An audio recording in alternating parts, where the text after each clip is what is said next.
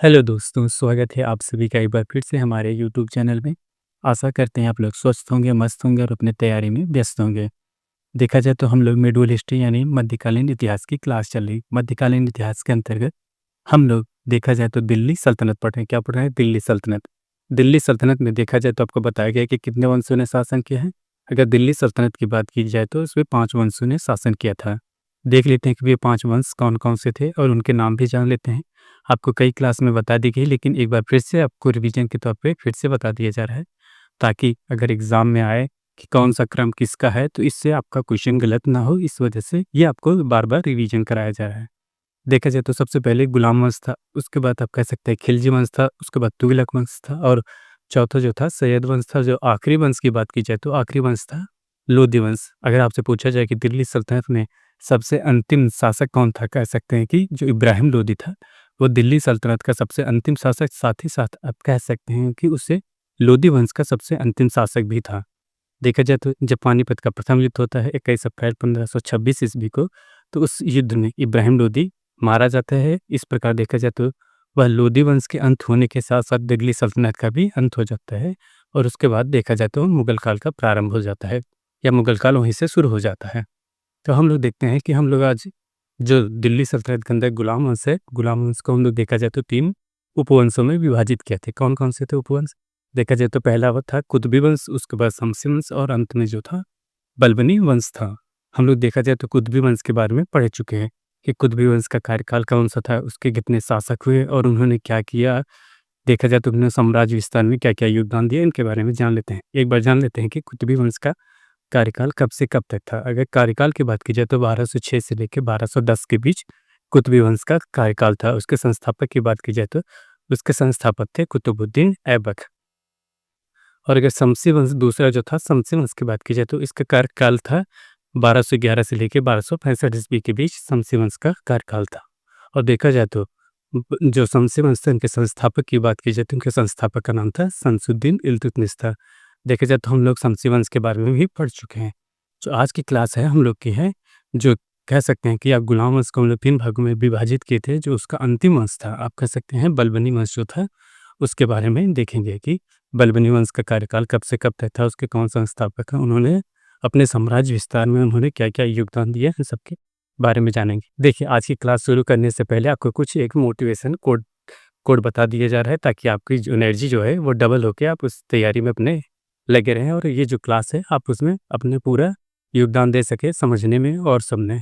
चलिए वो कोट है, देखिए नेल्सन मंडेला जी का कोट है कि education is the most powerful weapon. क्या है? Education is the most powerful weapon which you can use to change the world है। तो इसी जोशों के साथ हम लोग अपनी आज की क्लास देखते हैं कि आज की हमारी क्लास जो है, जो बलबनी वंश के बारे में हम लोग देखेंगे। देखा जाए तो हमारी जो क्लास है क्या है, बलबनी वंश के बारे में देखते हैं। देखा जाए तो जो बलबनी वंश का कार्यकाल की बात की जाए तो बलबनी वंश का कार्यकाल कब से कब तक? 1265 से लेके 1290 ईस्वी के बीच बलबनी वंश का कार्यकाल होता है। अगर देखा जाए तो जब ये वंश है तो ज़ाहिर-सी बात है, जब कोई वंश होता है तो उसके कोई न कोई संस्थापक ज़रूर रहे होंगे। इस वंश के संस्थापक की बात की जाए तो इस वंश के संस्थापक कौन हैं? बलबन हैं। कौन है? बलबन है। देखा जाए तो बलबन का पूरा नाम अगर आपसे एग्ज़ाम में पूछ ले तो उनका पूरा नाम जान लेते हैं। बलबन का पूरा नाम होता है गियासुद्दीन बलबन। क्या नाम है पूरा? गियासुद्दीन बलबन उनका नाम था। क्या नाम था? गियासुद्दीन बलबन, जो बलबन का पूरा नाम था और साथ ही साथ ये बलबनी वंश के संस्थापक भी थे। देखा जाए तो अगला दिया गया है आपका पॉइंट इल्बारी तुर्क।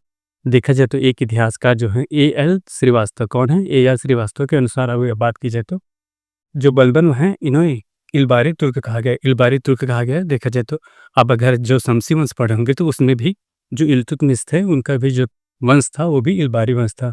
उन्होंने अपने लिखा है कि ए.एल. श्रीवास्तव ने लिखा है कि जिस तरह इल्तुतमिश से इल्बारी वंश का तुर्क था, उसी तरह देखा जाए तो ये जो गियासुद्दीन बलबन है उनका भी वंश इल्बारी वंश था। देखा जाए तो जो बलबन है उनके बारे में जो प्रारंभिक उनकी कहानियाँ हैं, उनके प्रारंभिक जीवन के बारे में किसी को ज़्यादा कुछ पता नहीं है। इस वजह से इनके बारे में संदेह है। देखा जाए तो ये कौन से हैं? इल्बारी तुर्क हैं। अगले पॉइंट की बात करते हैं, देखते हैं अगला पॉइंट क्या दिया गया है। अगला पॉइंट दिया गया है बचपन में मंगोलों द्वारा पकड़ा गया।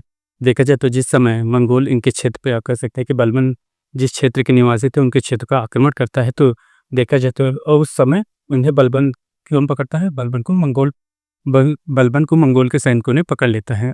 और पकड़ने के बाद देखते हैं उनको क्या करते हैं, जब उन्हें पकड़ लेता है तो उन्हें बगदाद ले जाते हैं। कहाँ ले जाते हैं? जैसे मंगोल सैनिकों ने उन्हें पकड़ते हैं तो उन्हें बगदाद ले जाके बेचते हैं। कहाँ देखिए? बगदाद ले जाके एक गुलाम के रूप में बेचते हैं। किसके रूप में? देखा जाए तो जब कोई शासक या कह सकते हैं कोई राजा किसी दूसरे राज्य पे आक्रमण करता था, जो वहाँ से सैनिकों कह सकते हैं गुलामों को वो पकड़ता था, या तो अपने राज्य में उन्हें किसी कार्य में संलिप्त कर लेता था, या तो उन्हें गुलाम के रूप में किसी दूसरे को बेच दिया जाता था। इसी तरह देखा जाए तो जब उन्हें बलबन को पकड़ के लाते हैं तो बगदाद ले जाके गुलाम के रूप में बेच देते हैं। किसको? बलबन को बेच देते हैं। कहाँ बेचते हैं? बगदाद में। अगला पॉइंट लिए गया है ख्वाजा जमालुद्दीन बसरी। कौन थे? ख्वाजा जमालुद्दीन बसरी जो थे उसे खरीदते हैं। किसे खरीदते हैं? बलबन को। देखा जाए तो अंत में ख्वाजा जमालुद्दीन बसरी खरीदते हैं। और देखा जाए तो जब ख्वाजा जमालुद्दीन बसरी थे उन्होंने भी इसे बेचते हैं। कुछ दिन बाद उन्होंने, देखा जाए तो कोई भी व्यक्ति अगर गुलाम को खरीदेगा तो वो अपने घर पर रखने के लिए नहीं खरीदे, उन्हें कुछ प्रशिक्षण और कौशल देके हुए उन्हें अधिक दामों में बेचेगा। उसी प्रकार देखा जाए तो जो ख्वाजा जमालुद्दीन बसरी थे उन्होंने 1232-33 ईस्वी में गुजरात के मार्ग से वह दिल्ली ले गए। देखा जाए तो इन्हें अच्छे दामों में बेचने के लिए वे दिल्ली सल्तनत में लाते हैं। कह सकते हैं कि दिल्ली लाते हैं। कहाँ से लाते हैं? गुजरात के मार्ग से होते हुए दिल्ली लाते हैं। कहाँ से? गुजरात के मार्ग से दिल्ली लाते हैं। देखा जाए तो जो दिल्ली था उसमें अपने गुलाम, जो भी कह सकते हैं कि जो होनहार गुलाम होते थे उन्हें अच्छे दामों पे खरीदते थे। दिल्ली सल्तनत के जो तुर्क शासक थे वे खरीदते थे। देखते हैं अगला पॉइंट क्या दे। अगला पॉइंट दिया गया है 1233 ईस्वी में ग्वालियर के विजय के पश्चात इल्तुतमिश को खरीदा। देखा जाए तो 1233 ईस्वी में ग्वालियर के विजय के पश्चात इल्तुतमिश ने खरीदते हैं। देखा जाए तो जो 1233 ईस्वी में इल्तुतमिश ने ग्वालियर पर विजय करने के पश्चात वह दिल्ली सल्तनत या दिल्ली लौट के आता है तो उन्होंने देखा कि इन्होंने बलबन को देखा तो वहाँ पे खरीदा। इसी प्रकार देखा जाए तो जो गुलाम वंश इसका नाम ऐसे ही पड़ा था। देखा जाए तो जो कुतुबुद्दीन ऐबक के मालिक कौन थे? मोहम्मद गोरी थे। और देखा जाए तो जो कुतुबुद्दीन ऐबक किसको खरीदते हैं? इल्तुतमिश को। इल्तुतमिश खरीदते हैं बलबन को। किसको खरीदते हैं? बलबन को। कब खरीदते हैं? 1233 ईस्वी में जब वो ग्वालियर पर विजय प्राप्त करने के पश्चात वो दिल्ली आते हैं तब उसे खरीदते हैं। इल्तुतमिश कब खरीदते हैं? 1233 ईस्वी में। देखते हैं जब शुरुआती दौर में उन्होंने, देखा जाए तो जब बलबन शुरुआती दौर में अपने कार्य और कौशल की वजह से किस पद पर नियुक्त करते हैं? खासदार पद पर।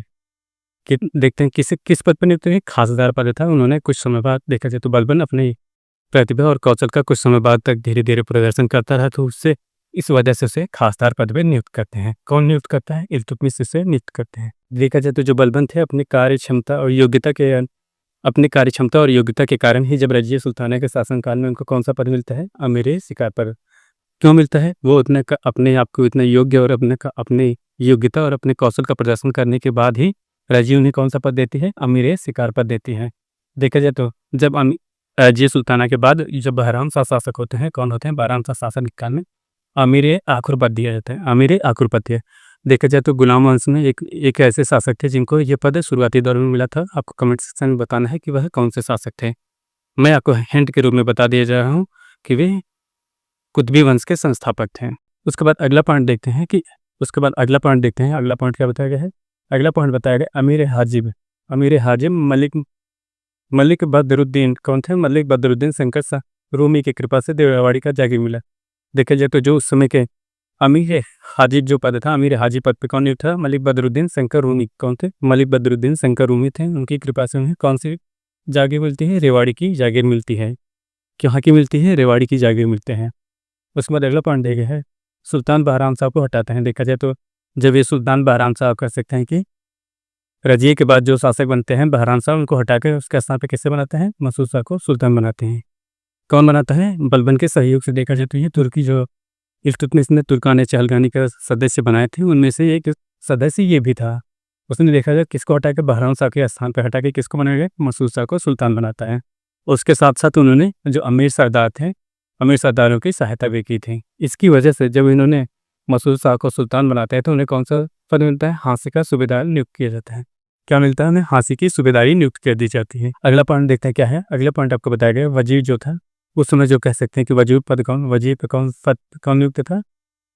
मुहाजिबुद्दीन उस समय वजीर के पद पर नियुक्त थे। देखा जाए तो उन्होंने अपनी स्थिति को सुदृढ़ करने के लिए जो उस समय के तुर्की सरदार थे उनको अपने साम्राज्य से निकाल रहे थे, जिस वजह से ये तुर्की सरदार ने एक साथ मिलकर ये जो मुहाजिबुद्दीन थे उनको वजीर पद से पदस्थ कर दिया या वजीर पद से हटा के अगला किसको नियुक्त करते हैं? अबू बकर को नया वजीर नियुक्त करते हैं। किसे?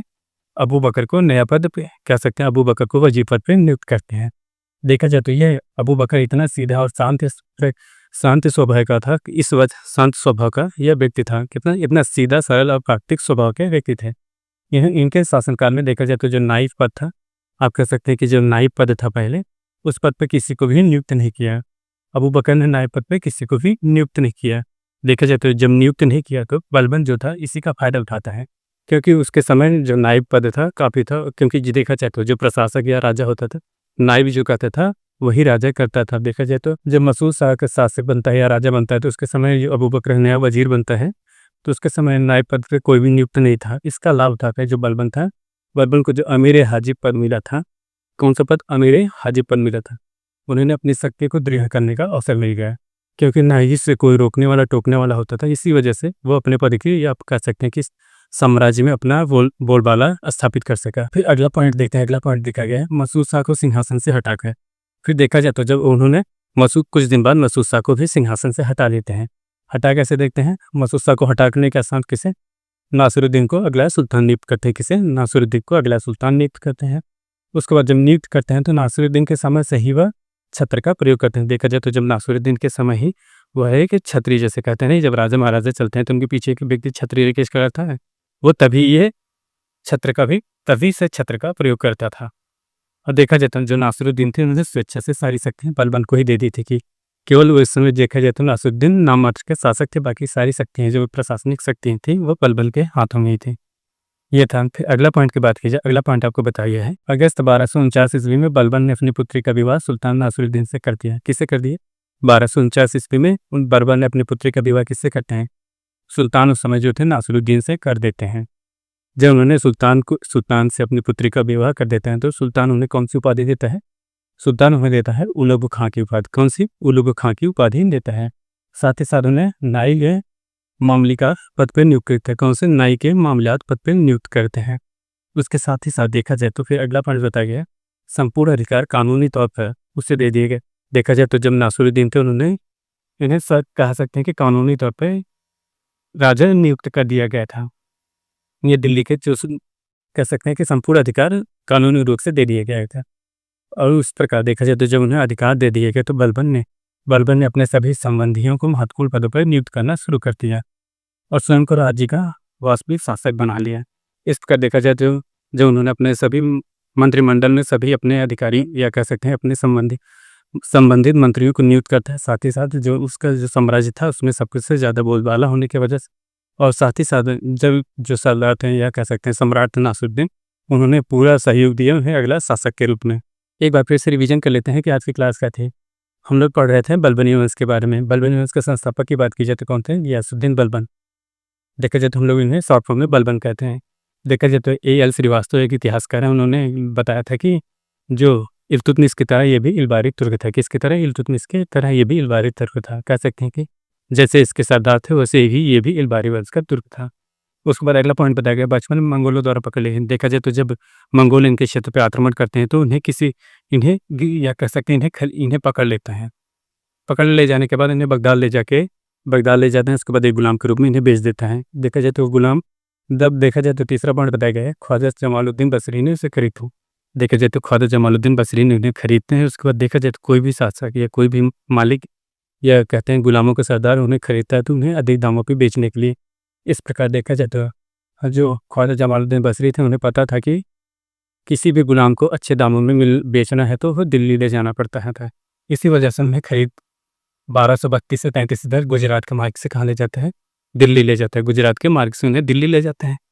अगला पॉइंट दिया गया, जब 1233 ईस्वी में इल्तुतमिश ने ग्वालियर पर विजय करने के पश्चात वह जब दिल्ली आता है तो उसकी निगाह बलबन पर पड़ती है, तो वह बलबन को खरीद लेता है। कब खरीदता है? 1233 ईस्वी में, जब वह ग्वालियर पर विजय करने के पश्चात आता है। और उसके कुछ दिन देखा जाए तो जब वह कुछ दिन बाद अपने कार्य कौशल और अपने प्रदर्शन करता है तो उसे कौन सा पद देते हैं? खासदार। कौन सा पद? खासदार पद नियुक्त करते हैं। देखा जाए तो वो अपनी कार्य कुशलता और कार्य दक्षता के कारण रजी के शासनकाल में अमीर शिकार पद पर नियुक्त होता है। कौन से? अमीर शिकार पद पर। साथ ही साथ बहराम शाह के शासनकाल में अमीर आखुर पद पर नियुक्त होता है। अमीर अकुल पद पे। अगले पॉइंट की बात की जाए, क्या दिया जाता है? अगला पॉइंट देते हैं अमीर हाजी मलिक बदरुद्दीन शंकर रुमानी की कृपा से रेवाड़ी का जागीर मिलता है। किसके? जो उस समय के अमीर हाजी पद कौन से का मलिक बदरुद्दीन शंकर उम्मीद की कृपा से हमें रेवाड़ी का जागीर मिलता है। और साथ ही सुल्तान बहराम शाह को हटा के अगला शासक किसे बनाते हैं? मसूद शाह को शासक बनाते हैं। और उन्हें इसकी सहायता अमीर सरदारों की थी, जो तुर्कानी चारगानी के सदस्य थे, उनको इस वजह से उसे हांसी का सूबेदार नियुक्त करते हैं। उस पर अगला बताइए, वजीर जो मुहाजुद्दीन थे, कौन उस समय ये थे? मुहाजुद्दीन थे। उनके स्थान पर किसको अगला वजीर बनाया गया? अबू बकर को बनाया गया। बहुत सीधा साधा होने के कारण उन्होंने नायब पद पे किसी भी नियुक्त नहीं किया। इसी नायब पद के न नियुक्त होने के कारण जो बलबन था, उन्होंने अपनी शक्तियों को सुदृढ़ करने का अवसर मिल गया, जो उस समय अमीर हाजी पद पर नियुक्त था। देखा जाए तो फिर उन्होंने मसूद शाह को सिंहासन से हटाकर नासिरुद्दीन को सिंहासन पर आसीन करते हैं। नासिरुद्दीन के समय में ही वह छत्र का प्रयोग करने लगा। अब कह सकते हैं जैसे राजा महाराजा चलते थे तो वह एक छतरी के रूप में उन्हें ढका रहता था, इसी वजह से वो तभी ही इस्तेमाल करने लगा था। देखा जाए तो जब वह राजा बनता है तो उन्हें सारी शक्ति अपनी स्वेच्छा से किसको दे दिया? बलबन को दे दिया था। और देखा जाए तो 1249 में जब बलबन ने अपनी पुत्री का विवाह किया तो विवाह किससे किया? नासिरुद्दीन से कर देते हैं। और इस अवसर पर उसने कौन सी उपाधि देते हैं? उलूग खां की उपाधि देते हैं। साथ ही नागे मामलिकात पद पर उन्हें नियुक्त करते हैं। नाई के मामलिकात पद पर नियुक्त करते हैं। देखा जाए तो जो इल्तुतमिश के अब कह सकें नासिरुद्दीन थे, उनके बारे में किंवदंती है कि देखा जाए तो जब एक बार नासिरुद्दीन की पत्नी खाना बना रही थी तो उनका हाथ जल जाने के कारण उन्होंने राजा या कह सकते हैं सम्राट से अनुरोध किया कि वे एक दासी रख लें। उन्होंने जो नासिरुद्दीन थे उन्होंने मना किया कि वे अपने पर्सनल काम के लिए दाजी की संपत्ति का उपयोग नहीं करेंगे, जबकि उन्होंने अपनी ये किसकी जो नासिरुद्दीन की बीवी थी, किसकी बेटी थी? बलबन की थी। बलबन कह सकते हैं कि अगला जो सम्राट बनते हैं उनके, जबकि ये किंवदंती थी, इसी वजह से वो फैक्ट गलत माना जाता था। और देखा जाए तो कानूनी तौर पर संपूर्ण अधिकार किसको दे दिए? कानूनी तौर पर संपूर्ण अधिकार बलबन को दे दिए गए थे। और अगला उसके वास्तविक शासक भी बन जाते हैं। आप हमारे चैनल पर नए हो तो चैनल को लाइक करें, शेयर करें, सब्सक्राइब करें। मिलते हैं नेक्स्ट वीडियो में, तब तक के लिए धन्यवाद। Bye bye.